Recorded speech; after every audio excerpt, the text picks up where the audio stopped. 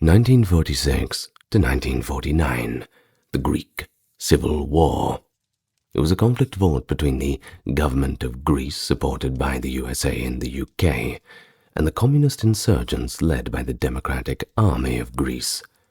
Sparked by political tensions and the power vacuum left in the wake of the Second World War, it was rooted in a deep-seated ideological divisions over Greece's future direction.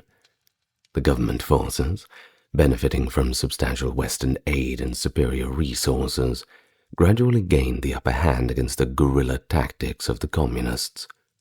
Key battles and strategic victories led to the eventual defeat of the communists, resulting in the establishment of a more stable, albeit vehemently anti-communist government in the future. But the war had profound effects on Greek society. Of course, it led to significant loss of life, economic hardship, and long-lasting political polarization. But it also reinforced Greece's alignment with the Western Bloc during this early Cold War period, and that shaped the nation's political identity for decades to come. So, today, we go to some fairly modern history. We've talked about Greece a lot before, but not this kind of Greece. This is the modern Greece that we've somewhat ignored until now. So, as usual, if you like the content, do share it around, like and comment, all of those good things, and get nice and relaxed. So what's the situation? Well, let's first go back to 1941, when things were not ideal for the Greeks. You see, the capital of Athens was being closed in upon by the Axis forces in April, and King George and all of his administration had no choice but to flee to Egypt at this time and establish a government in exile there. So, in their absence, the Germans got to work setting up a collaborationist regime in the Greek capital. Unpopular and lacking legitimacy among the general populace, though. Into this void, of course, stepped numerous resistance movements, just like they did in other cities being conquered by Axis forces. Think of Paris, and their resistance being led under Charles de Gaulle, for example. Of course, these resistance forces all had their own aims, diverse ideological leanings, including vehemently pro-monarchist forces and vehemently communist factions. I'm sure they will get along very nicely.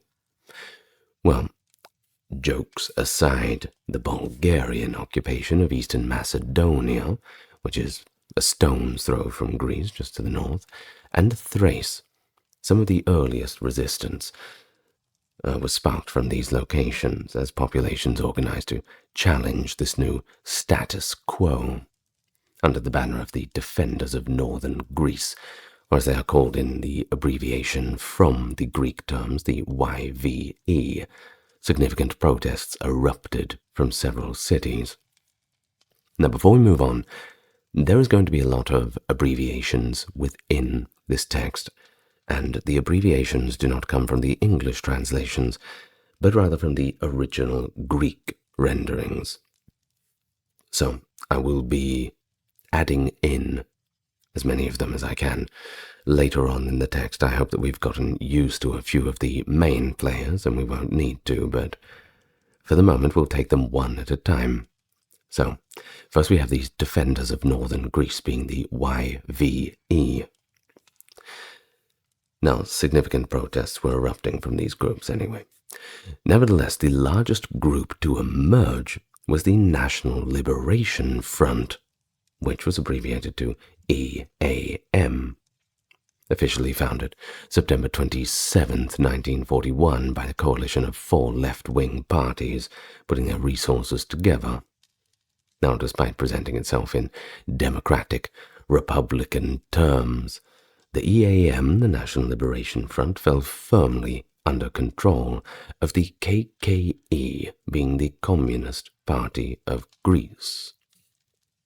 Early in 1942, the EAM's military wing, the Greek People's Liberation Army, or the ELAS, came into existence. Aris Velociotis, a KKE, Communist Party Central Committee member, originally proposed who would serve as the ELAS High Command's captain. The Army's head strategist was Colonel Stefanos Sarafis, formerly dismissed during the Metaxas regime due to his political views, but a notable figure in the Greek military before the war. Look who's come back.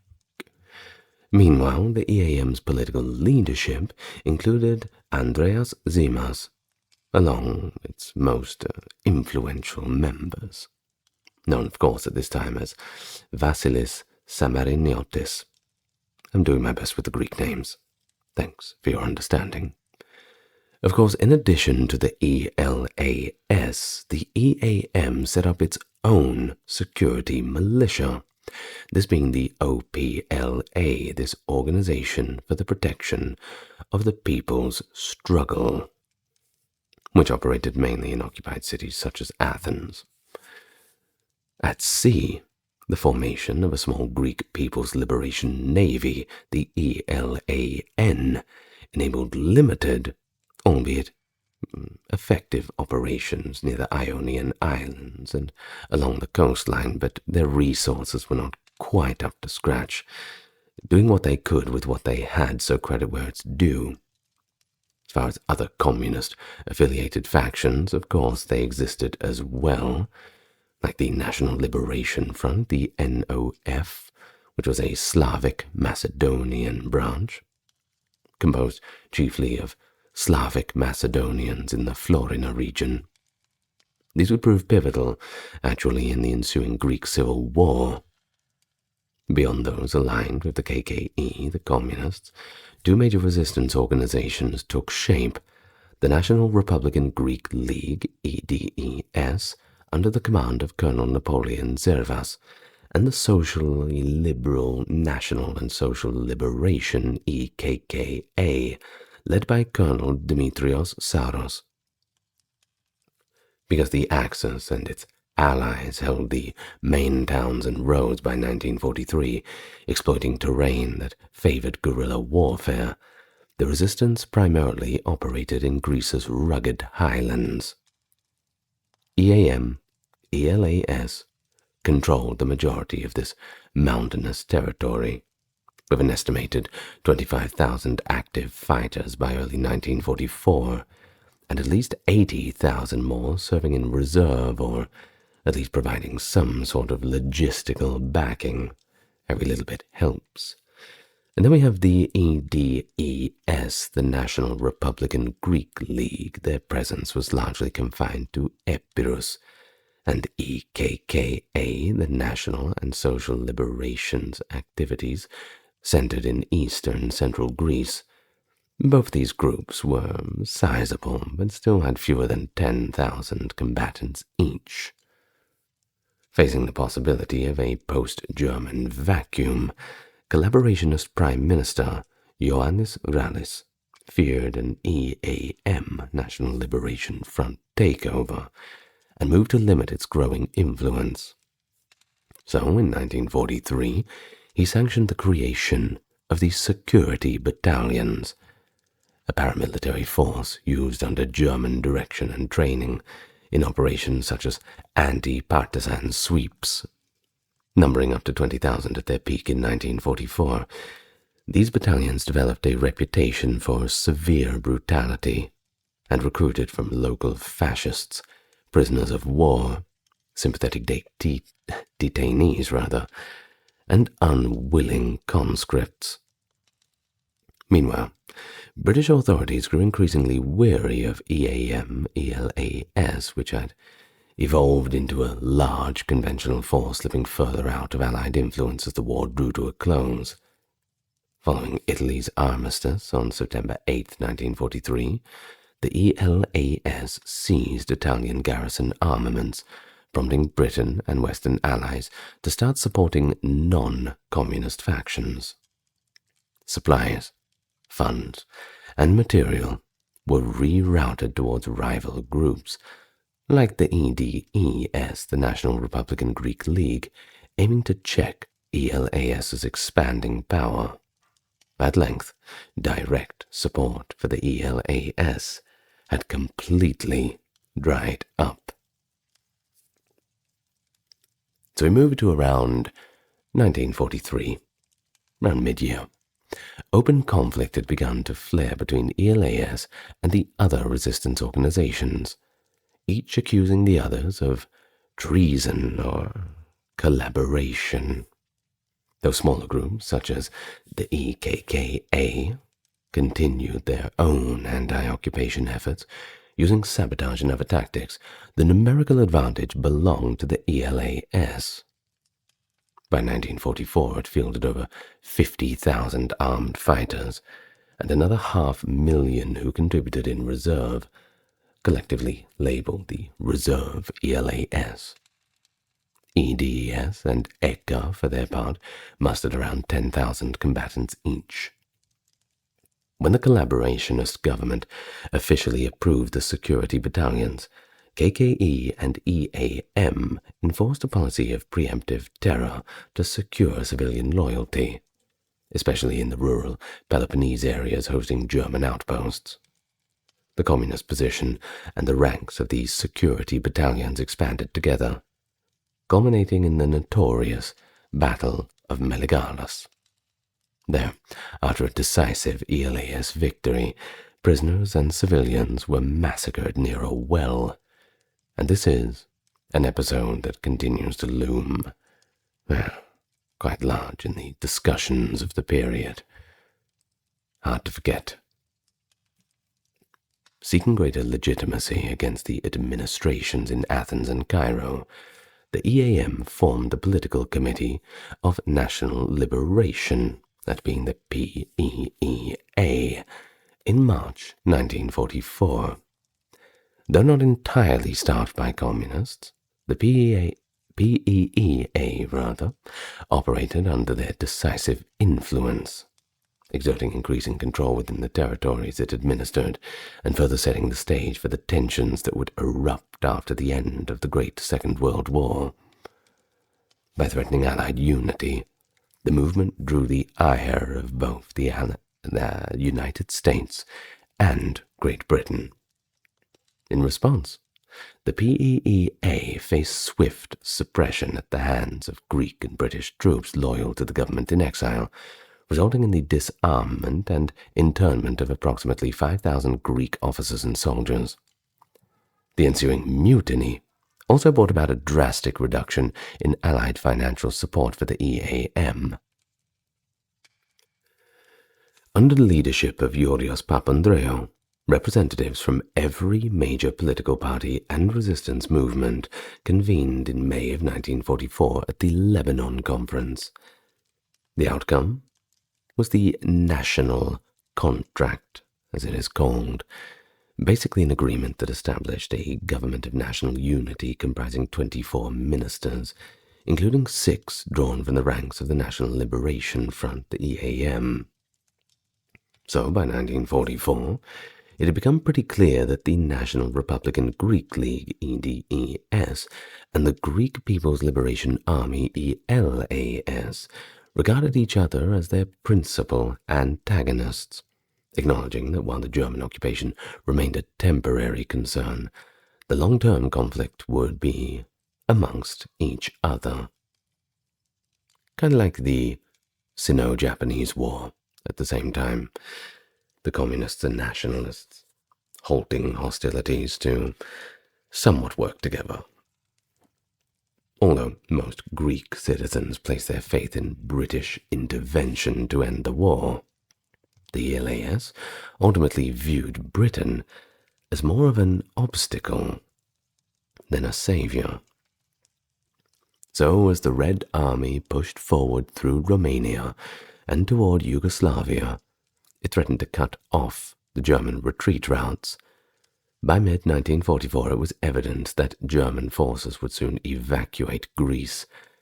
Sensing their moment, the exiled Greek government, now under the prominent liberal Georgios Papandreou, relocated to Italy in anticipation of a triumphant return to Greece.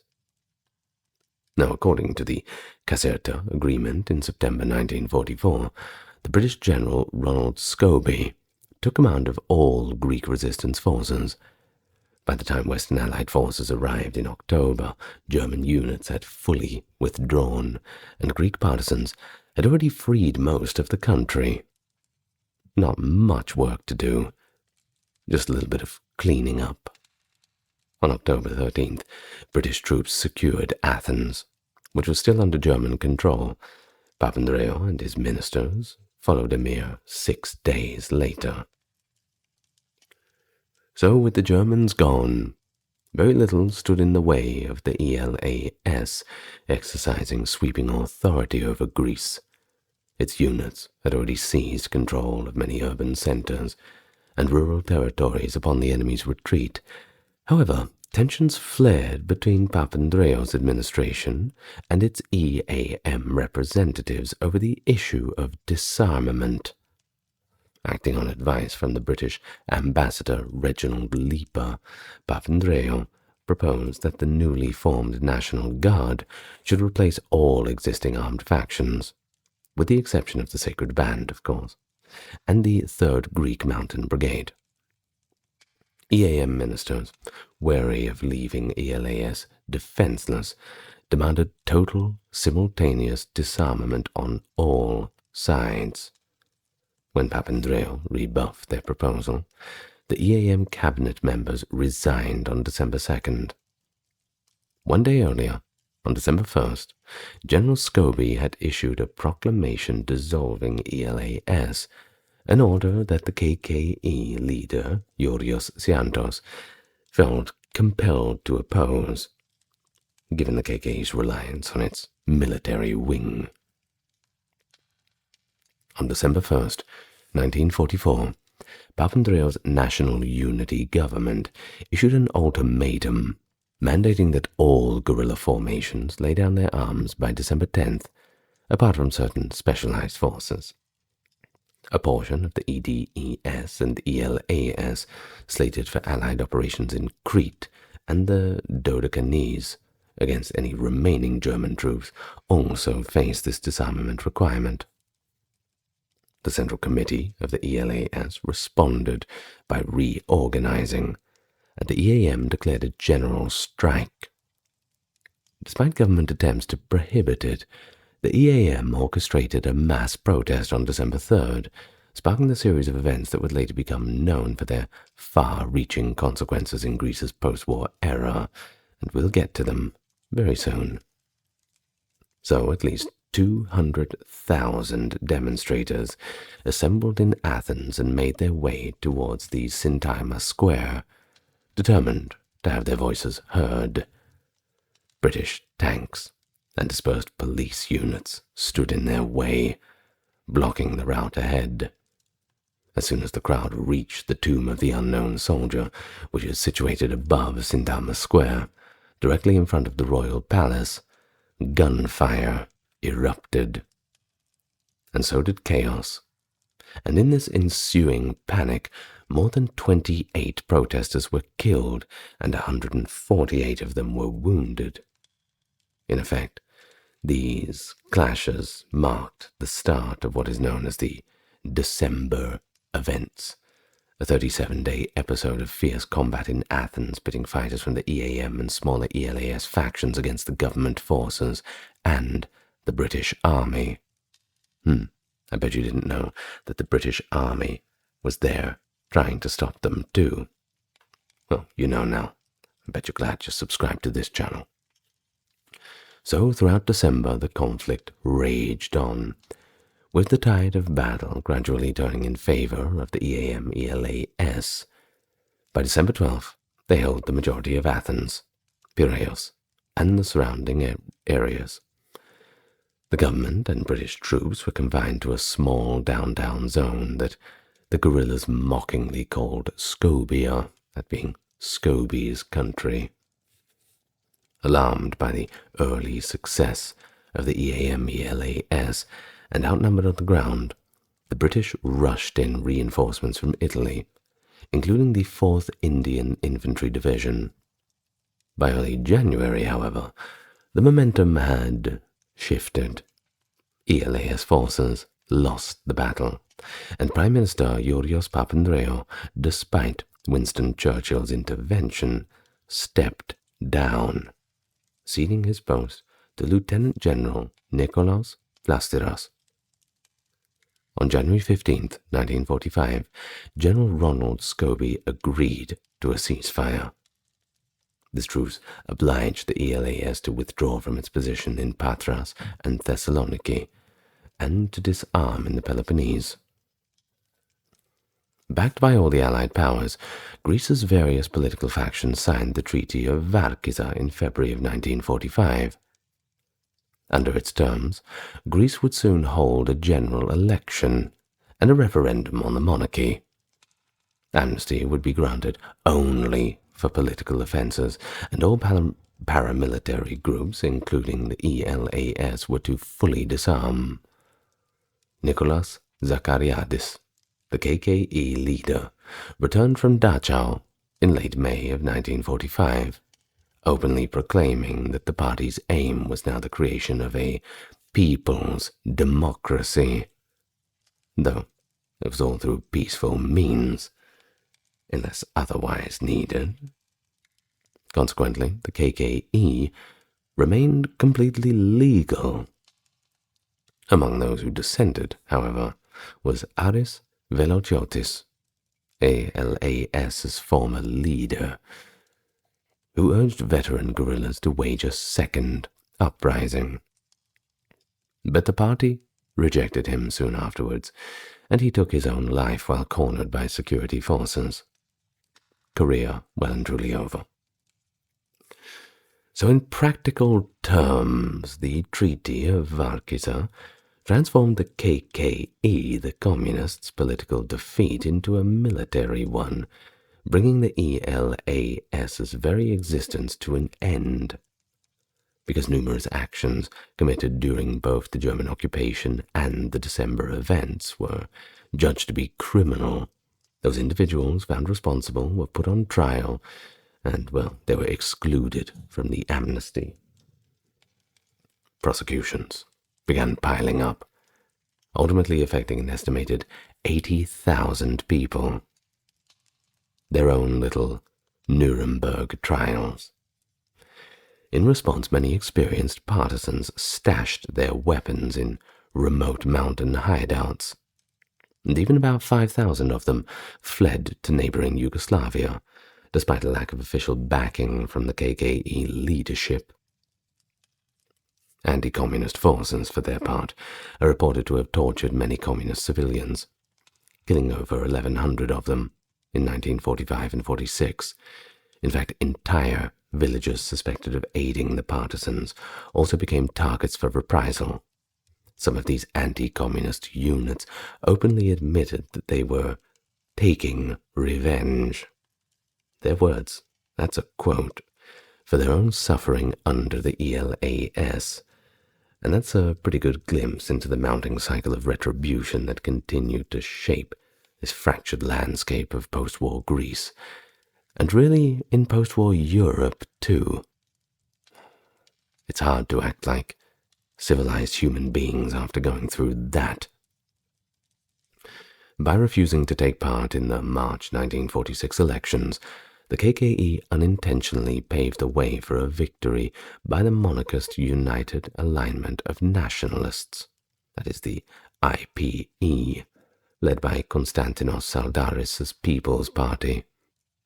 The return of Nikos Zachariadis to Greek politics triggered a reversion by the KKE to its previous stance, concluding that it was again possible to overthrow the regime, an objective that had, of course, eluded them back in December of 1944.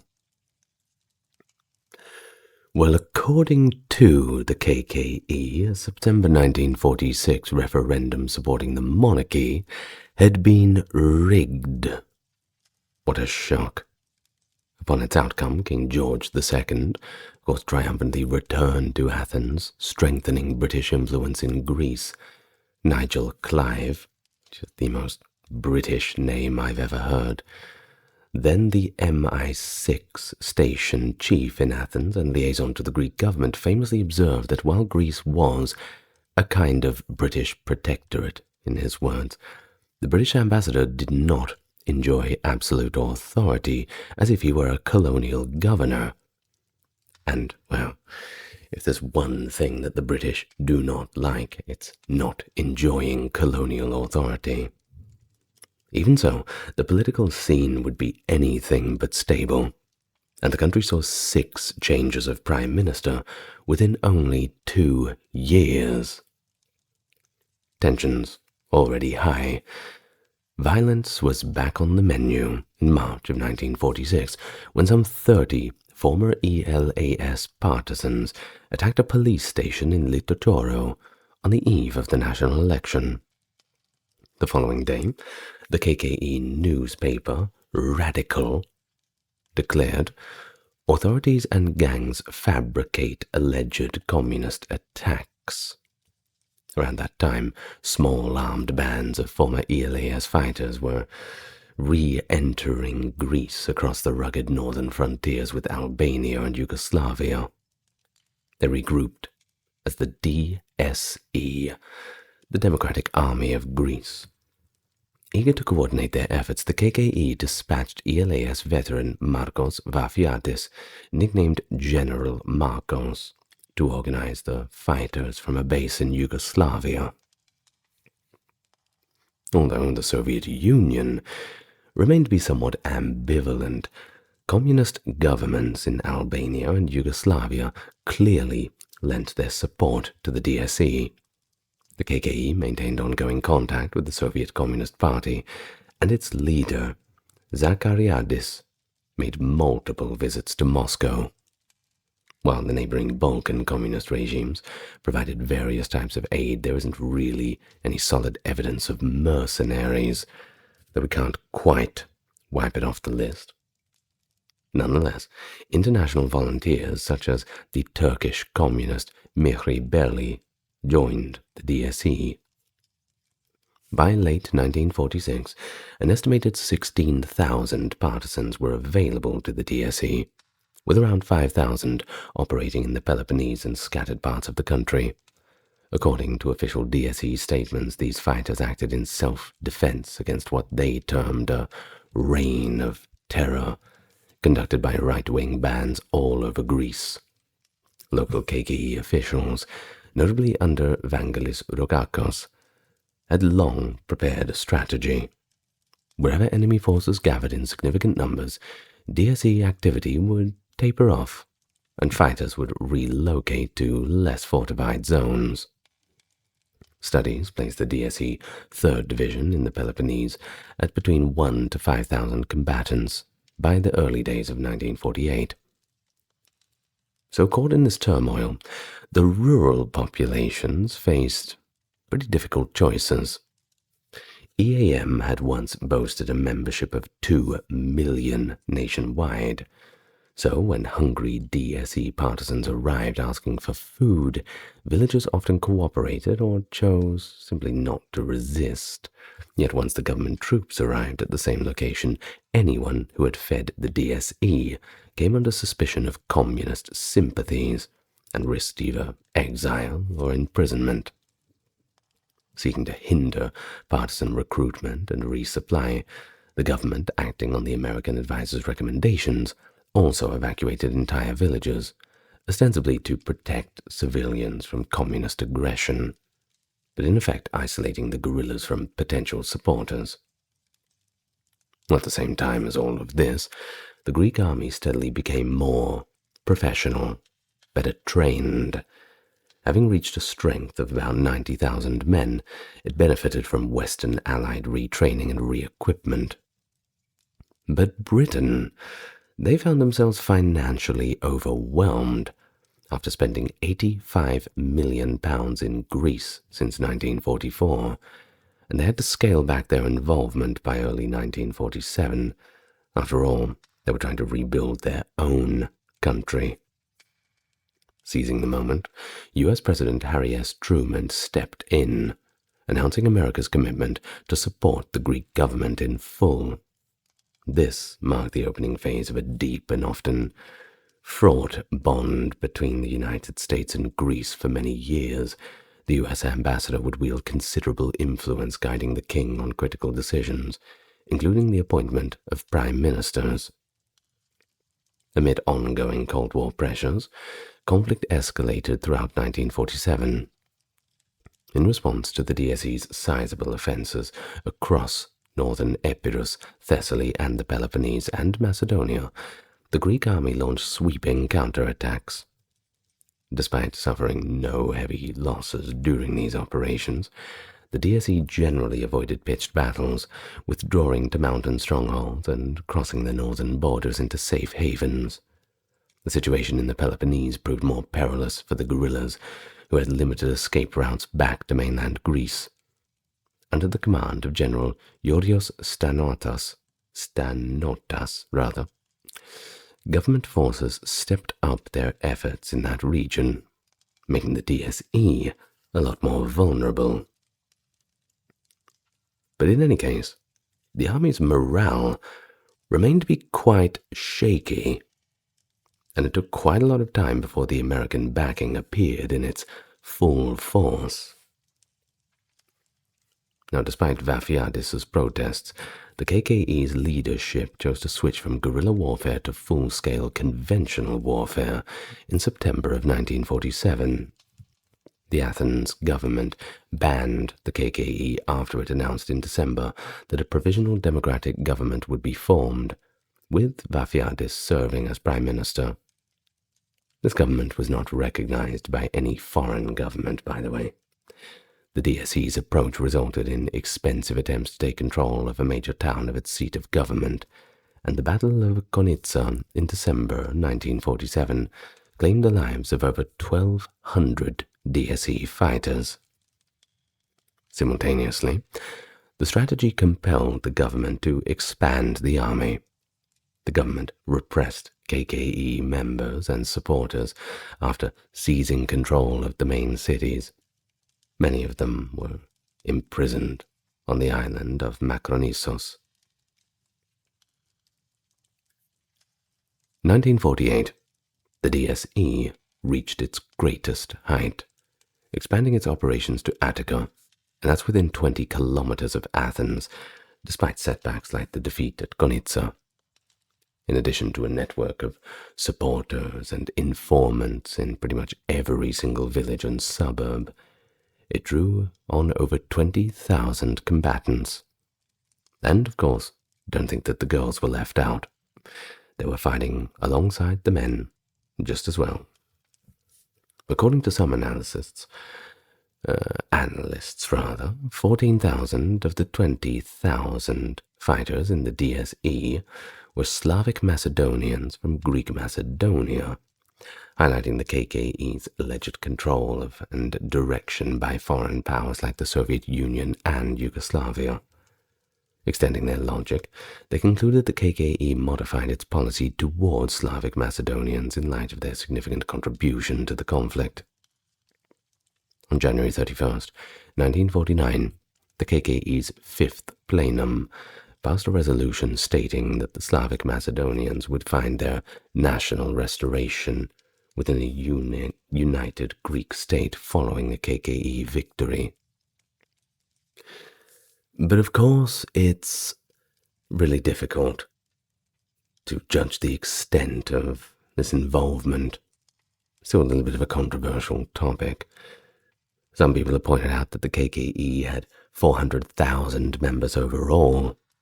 Others say it was double that just before December 1944, and that 100,000 ELAS fighters, most likely KKE members, were actually imprisoned and 3,000 executed during the Civil War. The DSE's nationwide war effort, which aimed to create a free and liberated Greece, is what supporters emphasize instead. They wanted one that was for all its protectors, that would have all nationalities working under one socialist state. What could possibly go wrong? Of course, guerrilla warfare was the dish of the day, carried throughout Greece by the DSE divisions. Battalions named after ELAS formations were active in northwestern Greece, as well as on the island of Lesbos, Limnos, Ikaria, Samos, Crete, and Euboea, plus most of the Ionian Islands. In 1948, the DSE 3rd Division, which had 20,000 men, controlled 70% of the Peloponnese militarily and politically. The Greek army launched a series of significant offenses into the central Greek mountains under the direction of the Western Allies, who were now pouring in advisors, equipment, and, of course, money. But despite not accomplishing all of their goals, these offensives caused the DSE to suffer significant losses. Another very sensitive and divisive topic, of course, is the removal of children. And that's not, well, it's not just one side, it's both sides. The DSE forcibly removed about 30,000 children from areas under its control and sent them to Eastern Bloc nations. International public opinion, well, of course, that took note of the problem too, and a United Nations Special Committee reported that some children have in fact been forcibly removed. According to the communist leadership, popular organizations and parents requested that children be evacuated from Greece. Other resources claim that the Greek government adopted guerrilla children and placed them in indoctrination camps as part of a displacement policy. Well, everyone has an opinion, don't they? The official KKE account, however, states that the Provisional Government's March 7, 1948 decisions explicitly ordered that all minors between the ages of 4 and 14 be evacuated in order to protect them from the war and its related hardships. Non-KKE reports, however, claim that children were kidnapped and forced to become communist janissaries. This word janissary is basically, well, it comes from the Turkish word. Think of, not quite slaves, kind of like conscripts from a very, very young age, this sort of thing. Bred to be soldiers and nothing else. A number of resolutions passed by the UN General Assembly called for the return of these children to their families, of course. 50 years later, more details about how the children were treated slowly came to light. In fact, between 1975 and 1990, many individuals with, well, many diverse opinions and sentiments regarding the communist factions started to return to Greece. But even so, a UN committee at the time noted that Queen Frederica has already prepared special reform camps in the Greek islands for 12,000 Greek children. Reform camps? It's an interesting way to put it. The left particularly emphasized that over 25,000 children, most of whom had parents in the DSE, were placed in 30, as they called, child towns under Queen Frederica's direct supervision during the war. Half a century later, some of these children, placed for adoption by American families, were returning to Greece to trace their family roots. The acrimonious dispute between Stalin and Tito, of course, demoralized the rebels at the same time as the war. The Soviet Union and its satellite states severed ties with Yugoslavia in June of 1948. During the Soviet-Yugoslav crisis, Stalin made his unequivocal opposition to the Greek uprising clear at a meeting with Yugoslav representatives at the Kremlin. The US and Britain would never permit Greece to break off their lines of communication in the Mediterranean. Stalin had told the Yugoslav delegation, explaining why the situation in Greece had always been different from that in Yugoslavia. Well, throughout the years of the occupation, Yugoslavia had been the primary ally of the Greek communists. As a result, the KKE had to choose between maintaining ties with its closest allies and remaining loyal to the Soviet Union. Talk about a rock and a hard place. The vast majority, under the leadership of Party Secretary Nikolaos Zachariadis, decided to follow the Soviet Union, but not after some internal strife. Marcos Vafiatis lost his military and political posts in January of 1949, and Zachariadis took his place. Following a year of growing hostility, Tito disbanded the DSE's camps inside Yugoslavia and closed the country's border in January 1949. Albanian border territories remained available for the DSE, but it was a poor substitute. The breakup with Tito also sparked a witch hunt for those loyalists within the KKE, which disorganized and demoralized the DSE's ranks and decreased support for the KKE in the cities. DSE Division 3 in the Peloponnese was severely defeated in the summer of 1948. Its 20,000 fighters were doomed after receiving no ammunition support from the DSE headquarters and failing to capture the government ammunition depots at Zakaro and western Peloponnese regions. Most of them, including the division commander, Vangelis Rogakos, were killed in combat, alongside nearly 80,000 National Army soldiers. To terrify urban areas sympathetic to DSE Division 3, government forces decapitated several dead fighters and displayed their heads prominently in city squares. But the DSE continued to operate in northern Greece and some islands after the defeat in southern Greece. But, well, it was a shadow of its former self, greatly weakened, facing formidable military and political challenges. The National Army's strategic plan, codenamed Peristera, Greek for dove, by the way, was successful. Many other civilians were sent to prison camps for aiding the communists, and, well, you can imagine that their stay was not a pleasurable one. General Alexander Papagos, who had led the Greek army during the Greco-Italian War, was found by the National Army to be a capable commander. In August of 1949, Papagos launched a massive counter-offensive, Operation Pyrsos, or Torch, against DSE forces in northern Greece. The campaign was a success for the National Army and inflicted heavy losses on the DSE, which could no longer sustain resistance under high-intensity combat. By September of 1949, most DSE divisions defending Gramos and Vitsi, the two key strongholds in northern Greece, had retreated into northern Albania, while two remaining groups remained inside Greek territory, attempting to rally the scattered DSE fighters, mainly in central Greece. But by the end of September 1949, these groups, numbering around 1,000 fighters, had all but completely left the Greek homeland. According to Zachariadis, a temporary ceasefire to prevent the complete annihilation of Greece was announced on October 16th, and that, October 16th, 1949, marked the end of the Greek Civil War. Following consultations with the Communist Party of the Soviet Union, as well as other communist governments, the main body of the DSE, along with its headquarters, relocated to Tashkent in the Soviet Union, but they remained for 3 years in military encampments.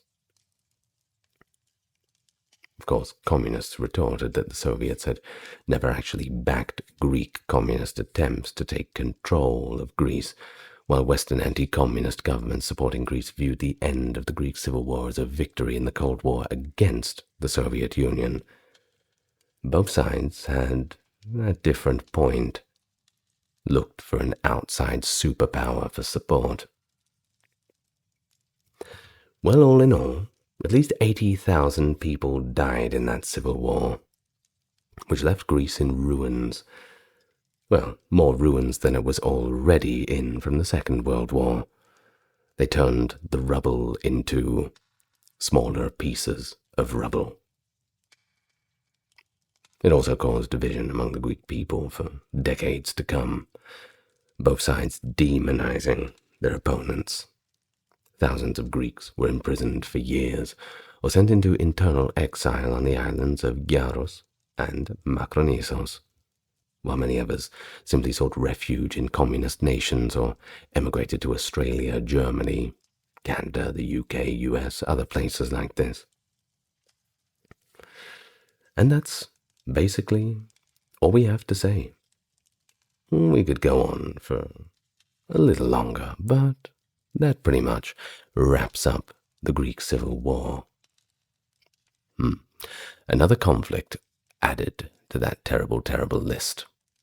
Let's hope we don't have too many more like that.